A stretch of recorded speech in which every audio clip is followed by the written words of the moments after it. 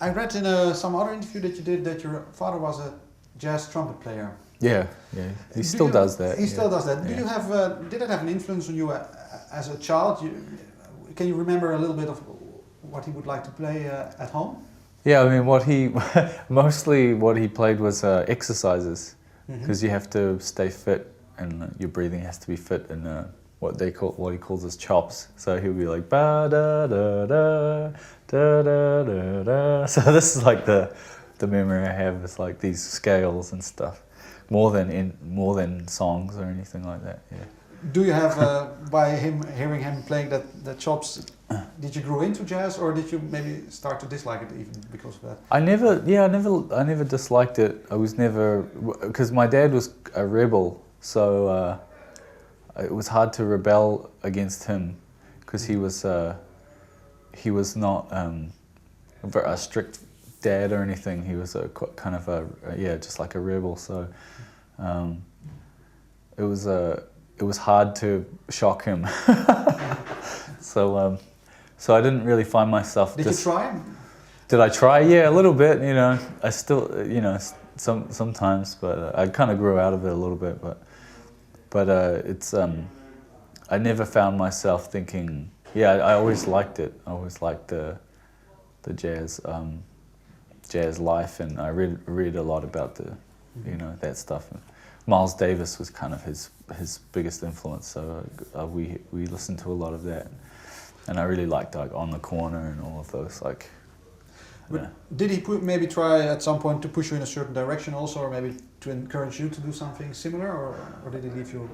He kind of left me alone, but I was more into visual art when I was a kid, and all my family are musicians, so I was that was the one thing that I was doing to rebel, was to not be a musician. And I think it's kind of funny now that I'm a musician, because I was the one member of the family that was going to do something different. But were you actually consciously trying not to become a musician, although maybe you were drawn and the odds were against you at some point?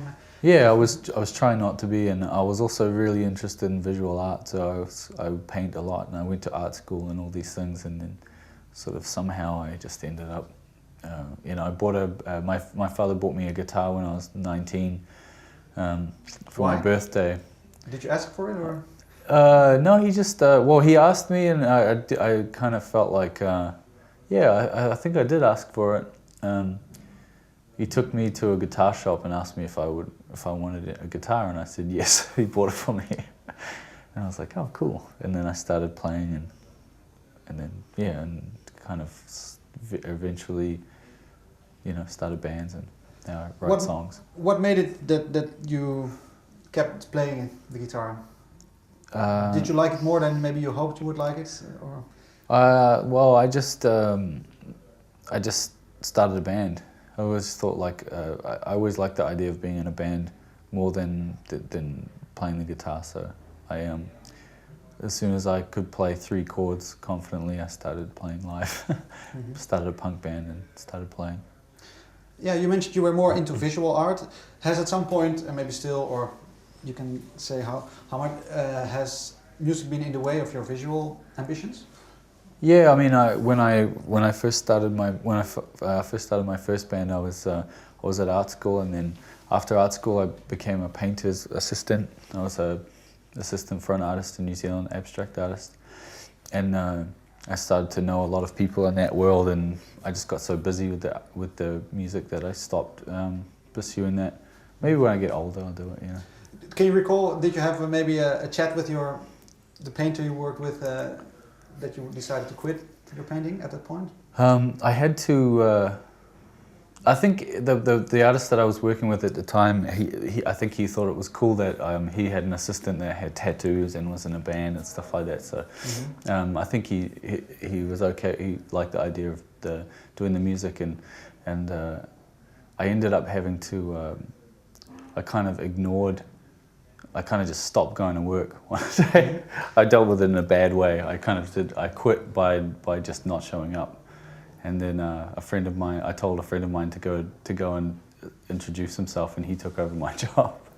You never talked to the painter again? Yeah, I did. Yeah, I did. I mean, yeah. Afterwards. I did. Yeah. But I couldn't. I didn't know how to get out of out of the situation without just deciding to do my music and not showing up for work. Okay. Yeah, so he didn't try to talk you back into painting or anything. He left you. No, he thought it was cool. He kind of like got me to be his assistant because he was like I think he liked having someone cool in there. Incredible. So he kind of expected me to do something funny like that, I think.